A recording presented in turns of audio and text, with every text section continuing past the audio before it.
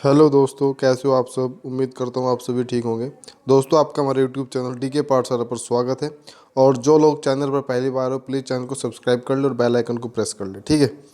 जैसा कि आज आपको दिखाई दे रहा है थंबनेल में कि ये हमारी जीके की 14वीं क्लास है।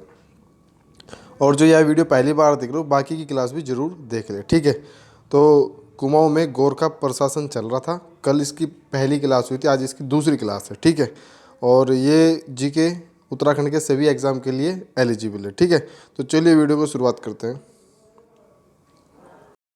तो आज की वीडियो में दोस्तों हम गोरखों के कर व्यवस्था के बारे में पढ़ेंगे, ठीक है। गोरखों की क्या क्या कर व्यवस्था रही थी, ठीक है। तो चलिए शुरुआत करते हैं। देखिए, चंदों के समय में 36 रकम 32 कलम वाले अनेक कर थे चंदों के समय में, ठीक है। तो अनेक कर लगाए जिन्हें गोरखों ने पूर्णतः बनाए रखा और बाद में इन्हें आकर के समाप्त कर देंगे, ठीक है दोस्तों। और जो इनका पहला कर था गोरखों का, वो कर था कुसही। कुसही 13 जूलिया जमीन रखने वाले ब्राह्मण पर लगाया जाता था, ठीक है। कौन सा कर लगाया जाता था?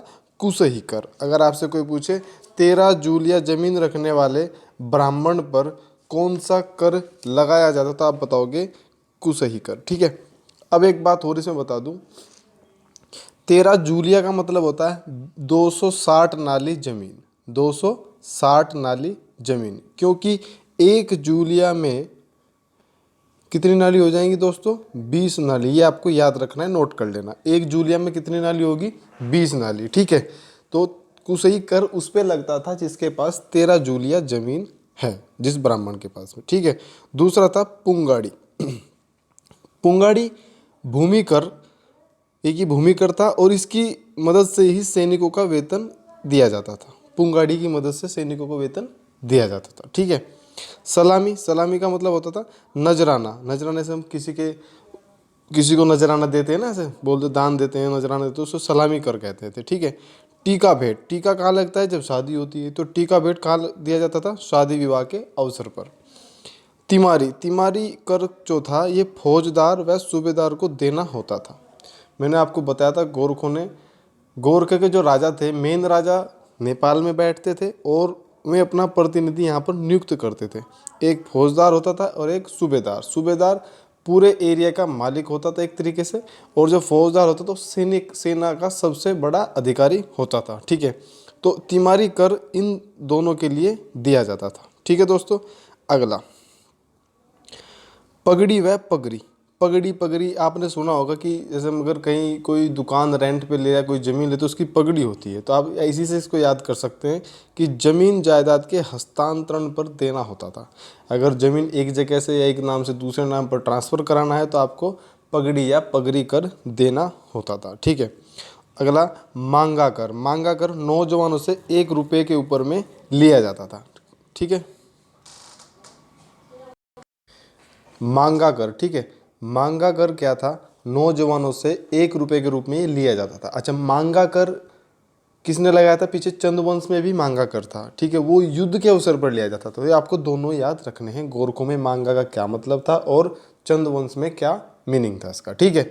अगला, सोनिया फाल्गुन। सोनिया फाल्गुन होता है, फाल्गुन मतलब ऐसा त्योहारों के टाइम पर जो कर लिया जाता था भैंस व बकरों के रूप में। कर, ये कर ऐसा था इसमें आप भैंस या बकरी देते थे, भैंसा बकरी, ठीक है।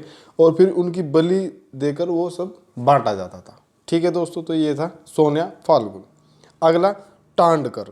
टांडकर था हिंदुओं व भोटिया बुनकरों पर लगता था। ये बहुत बार पेपर में आया टांडकर। हिंदुओं और भोटिया बुनकरों पर लगने वाला कर कौन था? टांडकर। अगला, मिझारी कर। मिझारी शिल्पकार व जगरिया ब्राह्मणों पर लगने वाला कर। शिल्पकार आप समझ गए होंगे, जो मूर्ति वगैरह बनाते हैं उन्हें शिल्पकार, और जगरिया जो मैंने बताया था एक जो जगरिया जागर आता है करते हैं उनको जगरिया कहा जाता था, ठीक है। तो ये उन पर कर लगता था कौन सा? मिझारी कर। घी कर नाम से ही पता चल रहा है दुधारू पशुओं से लिया जाता था घी कर, ठीक है।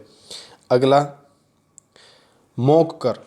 इसे घरई व पिछई भी कहते थे। मोक कर, ये प्रति परिवार 2 रुपये लिया जाता था मोक कर, ठीक है। एक होता था दोनिया। पहाड़ी पशुचारकों पर लगता था दोनिया कर। अदनी दफ्तरी, अदनी दफ्तरी, दफ्तरी दफ्तरी का नाम सुन के आपको याद कर लेना चाहिए कि ये राजस्व डिपार्टमेंट से रिलेटेड है। दफ्तरी कर्मचारियों के वेतन के लिए खस जमींदारों से लिया जाता था। कौन सा कर? अदनी दफ्तरी। ठीक है। रहता, जो गांव छोड़कर भागे हुए लोग हैं उन पर कौन सा कर लगता था? रहता कर। और एक होता है बहता। बहता क्या था? छिपाई गई संपत्ति पर लगने वाला कर को क्या कहते थे? बहता कर। ठीक है दोस्तों, आज की वीडियो छोटी है लेकिन बहुत ही यूज़फुल है। इसमें से कई क्वेश्चन आपके बनते हैं। मैं ज़्यादा बड़ी वीडियो इसलिए नहीं बनाता क्योंकि आप लोग बोर ना हो। ठीक है। और मैंने उत्तराखंड वन दरोगा के लिए भी एक क्लास डाली थी, तो काफ़ी अच्छा रिस्पॉन्स मिला उसका भी। आज उसकी मैं दूसरी क्लास डाल दूंगा शाम तक। ठीक है। और आप लोग बस नोट्स अपने प्रॉपर बनाते रहिए। और जैसे कि आप लोगों ने चैनल सब्सक्राइब कर रखा है तो आप लोग अपने घर में और फ़ोन से भी, ऑन जितने भी एंड्रॉयड फ़ोन उनसे भी सब्सक्राइब कर सकते हैं। ठीक है। इससे हमें मोटिवेशनल मिलता है। और कम से कम एक सब्सक्राइबर की ड्यूटी है कि कम से कम 5 सब्सक्राइबर वो लेकर के आए। ठीक है। तो चलिए, आज की वीडियो इतनी है। आप लोग इसको पढ़िए अच्छे तरीके से, रिवाइंड अगर आपको समझ में नहीं आता पॉज कर करके देखिए और इसके प्रॉपर नोट्स बनाइए। ठीक है दोस्तों, तो चलिए दोस्तों, थैंक यू वेरी मच। अच्छा लगा हो तो आप लोग इसको प्लीज़ लाइक कीजिए, सब्सक्राइब कीजिए और बेल आइकन को प्रेस करिए और शेयर कीजिए। ठीक है दोस्तों, थैंक यू वेरी मच।